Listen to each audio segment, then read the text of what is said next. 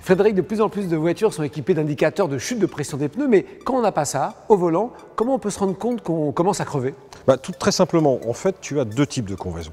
Tu as la crevaison rapide, donc la immobilisation immédiate du véhicule, et la crevaison lente, en fait, avec une vraie mise en danger du véhicule, problématique de maniabilité, problématique de stabilité. Voilà, tu sens quoi? Je sens que c'est la galère. Oula. Je n'ai plus aucun contrôle sur cette voiture.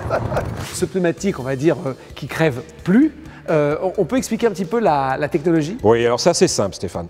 Ici, en l'occurrence, on a un pneumatique qu'on appelle le Conti-Seal, qui est un pneumatique à la base tout à fait standard. La grosse différence, tu vas le retrouver à l'intérieur du pneumatique. Tu vas retrouver un composant polymère qui va te permettre, en cas de perforation, de colmater automatiquement le trou.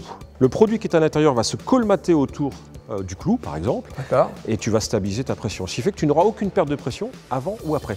J'aurais même tendance à dire, tu roules, tu sens même pas la différence. Ah, je roule sur le coup. Voilà, Fait. bien, voilà.